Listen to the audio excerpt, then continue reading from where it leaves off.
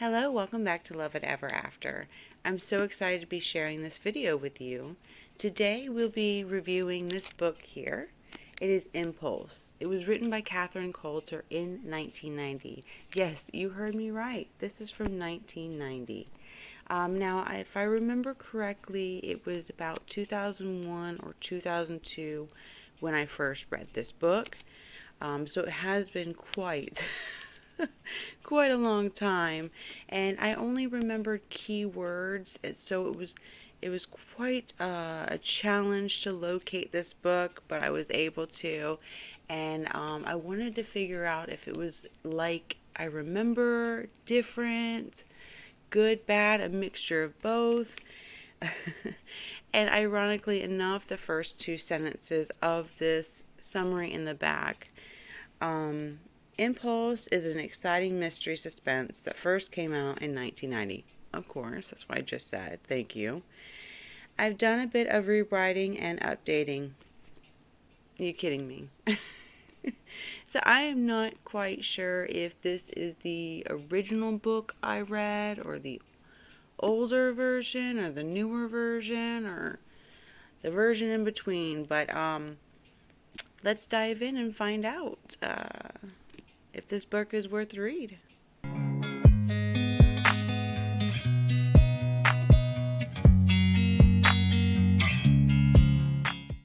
The story starts off with Margaret's journal entry 26 years ago. And when it opens, you think it's going to be about a silly girl pining over a summer fling. But as we dig deeper into the story, more is revealed. Throughout the novel, Margaret reveals her never-ending infatuation / hatred with a man known as Dominique Giovanni. Parentless and now a single mother, she recounts her tale, reveals some key details, and one thing is for certain: Raffaella is never to read the contents of this journal. That is until Margaret is involved in a car crash, and snoopy little Raffaella finds her secret journals. Now armed with rage to destroy her father, Raffaella leaves cloudy Boston to head down to the sunny tropics to deal out her own version of justice. What she doesn't expect is to land herself in danger from somebody seeking out their own version of revenge, nor finding a man that would risk his secret to save your life and your heart. So I had past Lovett record herself reading her favorite parts of the novel of our key characters. So let's start off with Margaret. All of this sounds so stupid. So boringly stupid and true. But that's how it happened. And then you were born. And he returned again and visited me in the hospital in Hartford. He stood beside my bed and smiled down at me. And I will never forget his words for as long as I live. But I still want to write them down, just in case, one day, in the distant future, I'm tempted to look back at this and romanticize it. You're looking well, Margaret, he said, and took my hand, kissing my fingers. I swelled with relief, even though he said nothing important. We have a daughter, Dominique. Yes, I was told. You haven't seen her? No, there's no need. Perhaps not at this moment. Are you free now? Can we get married? I want my daughter to know her wonderful father. That's not possible, Margaret. He released my hand and took 2 steps away from the bed. You're not divorced yet? Oh yes, I knew. Perhaps motherhood brings a little insight, a little wisdom with it. He shook his head, and he was still smiling down at me. No, he said, I'm not divorced, and I don't intend to divorce my wife, even though she bores me and tries to spend more money than I even make. You're very young, Margaret. I've enjoyed you. Perhaps I would have married you if you had birthed me a son. But you didn't. My wife is pregnant now. Isn't that strange timing? Perhaps she'll give me a boy. I hope so. She's your daughter. He shrugged. He did nothing more, just shrugged. And then he said, with a smile still on his face, daughters aren't good for much, Margaret. You need boys to build empires, to build dynasties. And that's what I've always wanted, what I need. A girl is good for cementing certain deals and for leverage. But things have changed, and you can't be certain that you can control your daughters. Make them do what you want them to. Who knows? 20 years from now, daughters might go against everything their fathers tell them. No, Margaret. A girl is worth less than nothing to me. I just stared at him frozen. Who are you? What kind of man are you? A very smart man. And he tossed a check for $5,000 on the bed, and I watched it until it floated down onto the hospital sheets. Goodbye, Margaret. And he was gone. I didn't cry, not then. I remember so clearly picking up that check and looking at it, and then slowly tearing it into very tiny, tiny pieces. I was so happy that I hadn't told him my inheritance, my true identity. I was so relieved. Thank you. Let's get into Rafaela. Rafaela is Snoopy indeed, and currently works for the Boston Tribune, a celebrated Pulitzer Prize winner, and has even a way about her that will make a wall spill its cement, as Marcus laments numerous times throughout the novel. She has no time for Marcus's antics, and especially after someone has tried to warn her off the island numerous occasions. But Marcus is there, always beside her, and she has no option but to trust him while he's trying to bed her. High tea mood for my boy right there, and I love it. With his handsomely toned figure and Irish temper, she has her work cut out for her. Okay, Lovett, are you ready to read Rafaela's line? Sure thing. Although I enjoy Rafaela's character, it's really hard for me to narrow down one of her favorite quotes, so I'll just go with this one. Rafaela stared at her father. The trip over had temporarily tampered down over her fear, her excitement, her gut-churning anger at this man for his betrayal of her and her mother. She knew what to expect. She had seen more pictures of him than anyone would ever want to. She was afraid for him to come closer. She was afraid of what she'd feel, of how she'd react. Where, Rafaela wondered, would her father be a year from now? Maybe in a prison with Gabe Chetweller in Attica? She suddenly thought of Charles in that moment, sitting beside her mother's bed, her limp hand held so gently in his warm one. Please don't let her die, she prayed, a litany now. And what become of Charles Rutledge if her mother died? He loved her so very much, it was frightening. Thank you, Mr. Giovanni. She waited again, silently. Waited for some spark of recognition, but there wasn't any. Nothing. She was a complete stranger to him, just as her mother in Madrid. But with Rafaela, with eyes tuned to her mother's perceptions, saw herself in his eyes, her eyes, the pale, pale blue, tinged with a very cold gray when emotional, and the tilt of the chin, a sharp chin, one that shot up in anger. She shook his hand, suddenly feeling more relieved than disappointment at his obliviousness of his paternal tie to his daughter. This meant she could satisfy her curiosity without jeopardizing herself. Cool. Thank you. Marcus Devlin isn't there just to cater to the uber elite on Dominique's resort island. No, he has a bigger plan in mind. He has made it his mission to land the job of resort manager and get close to Dominique Giovanni. If a relative hadn't landed him in the proverbial dumpster fire that he was in, no, he'd be continents away from this hellhole of an island, and far away from Dominique Giovanni. He almost had it in his grasp. Mission complete. That is until somebody tried to kill Dominique. And then Snoopy Rafaela shows up on the island. Impulsive and breathtaking, she's messing everything up.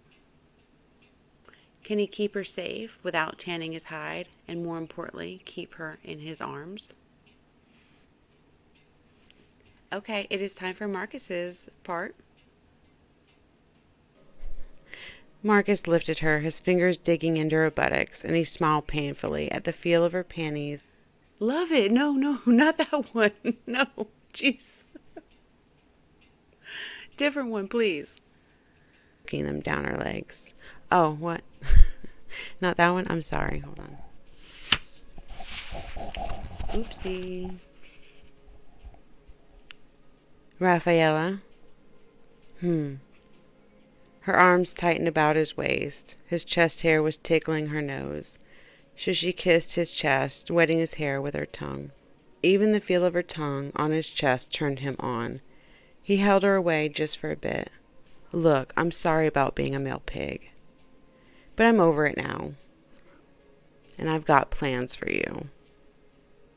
Plans that include having you on your back, with your legs wide apart, and me between them. And you arching your back and pressing up against my mouth. Do you remember that first night when I had to put my hand over your mouth? You were crying out so loud. She ran her hand down his stomach, and her fingers closed around him. Perhaps I have more plans for you too, Marcus. Ooh! Wow, okay, that one was a lot better. Thank you, Lovett. So, are you regretting it now? You know what? I am now. And if I remember correctly, and I checked my notes here, you wrote down, and I quote, "It's gonna be fun." But it is fun. Okay, you win. It's a little fun. All right, fine. And the last one, the one that's bringing them all together on this island, is Dominique Giovanni. Italian, smart, charismatic. He has made millions dealing weapons all over the world. And has built a veritable oasis for the wealthy and uber elite on this island. Of all of these things, he has only been really interested in one thing: furthering his line, a true egomaniac.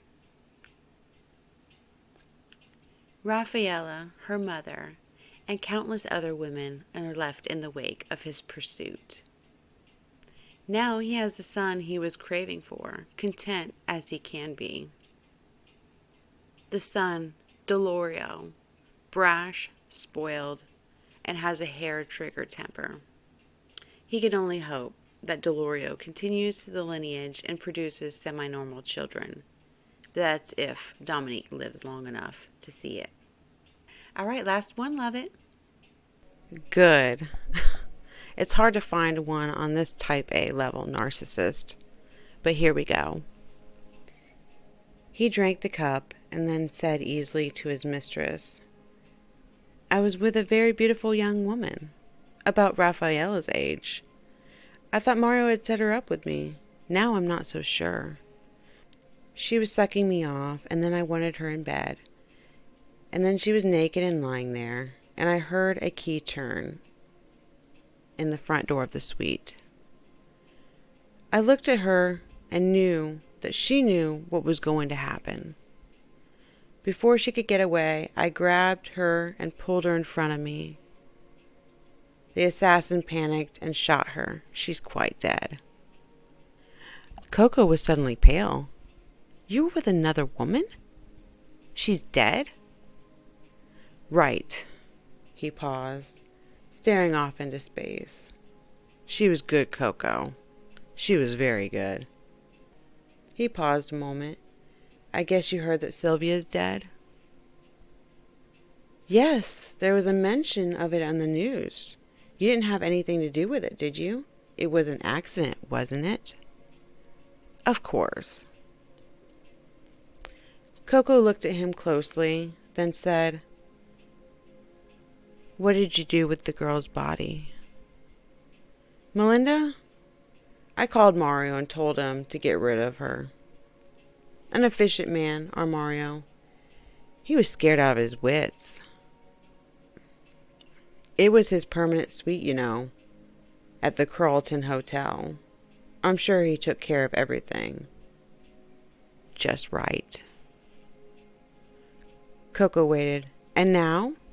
She said finally, searching his face. Now what?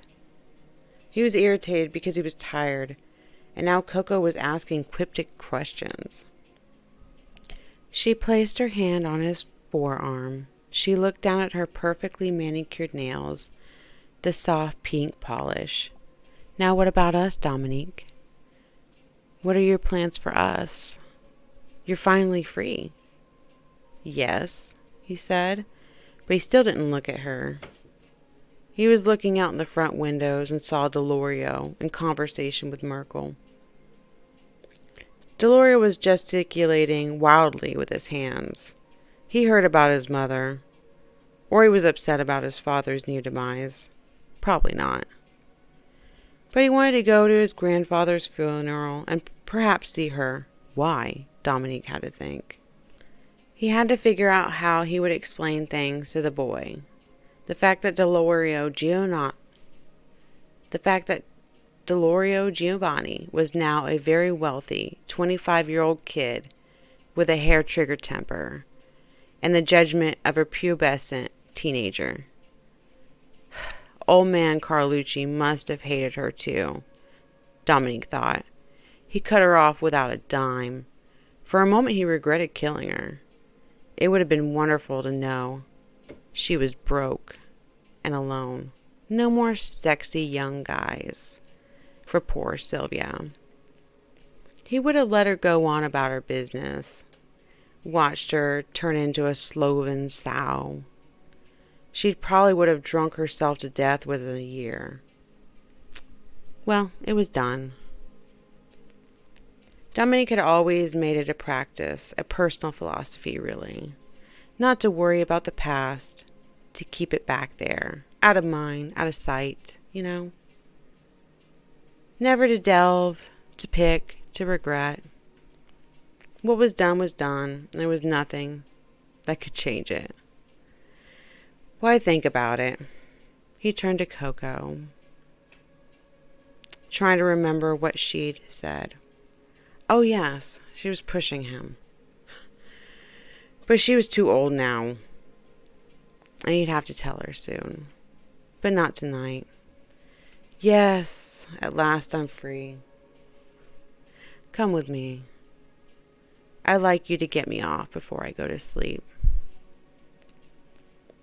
Coco did get him off, and soon he was snoring lightly, his head against her breast. Well, thank you, Lovett, for your creative excerpts, and until next time. Now that we've gotten the summaries out of the way, let's go over the book and discuss some of my less than stellar parts of it, as well as my favorite parts. So these are all my opinions. I do not know any leaning or affiliation the author has. Didn't do any research like that. I don't want to ruin my taste for the book. So, with that being said, how Rafaela won her Pulitzer Prize, I disagree with the author's choice of how Rafaela won her Pulitzer Prize. I think maybe it could have been something different, considering that we're talking about wealthy people, hanging out on an island, having fun, that kind of stuff. Maybe we could have furthered along and not had it so, I don't know, politically sided, I guess. I feel like the ending reveal of the baddies was a little bit lackluster, and the downfall of Dominique was disappointing a bit. I feel like maybe we could have had a little bit more spice in it. And that's just me. Some lines did make me cringe a bit or set me back out of the novel. And that is just because this book is 20 plus years old and a lot of things have happened. I believe in a very strong and brave woman, but not necessarily all men are chauvinist pigs. So those were my less than stellar parts. Let's go ahead and talk about my favorite parts. The banter between Rafaela and Marcus is extremely enjoyable. I like that kind of stuff. I like the banter and the egging on kind of thing between the love, getting her all riled up and she just wants to beat the shit out of you. So that was fun. And it wasn't just the steamy parts I enjoyed. I really enjoyed where they were having normal conversations, letting their guard down and trusting each other. So that was really nice. I hate to say it because Raphael is the main character, technically, because it switches between her and Marcus, but I find Marcus a lot more enjoyable. I liked his character. I liked the way he thought, his jokes, his banter. Yeah, I'm in love with Marcus. I like how they built up the story of Rafaela at the beginning of the novel before we go to the island and everything starts happening. So you get a little bit more about Rafaela's character. With it being an island, the villain possibilities are few. Catherine does leave us a few clues on who it could be, and does have a dash of surprise at the end. Here we are with my final thoughts and ratings. The ending with Dominique and Rafaela's Pulitzer Prize winning choice is what downgraded the novel for me. If it had been different, I would reconsider the rating. It was a great experience to reread this novel, and now I think it's time to go on the shelf with a 2.5 rating out of 5. If you want to know my rating scale, I have it popped up right here for you. If you want to pause, you can take a look. So this book is going to retire on the shelf, and I will not be rereading it. Do not fret, alas, because I did technically reread it at one point in my life. It was a 3. But now that I have read more novels, have more experience in that said topic, I have to be a little bit more stodgy with my ratings. And even though this did make me laugh, titillate me a little bit, it was not a devour for me. So thank you so much, Catherine Coulter, for writing this book. I do appreciate it. It was not all bad. If you want to, I would recommend trying to give this book a read if you find it in the library. Well, thank you so much for tuning into my video. I really appreciate it. This was quite an experience, and I look forward to doing it again. If you guys have any suggestions, please leave them in the comments below. And don't forget to like this video if you enjoyed it and you made it this long. And until next chapter, we love it ever after. Bye.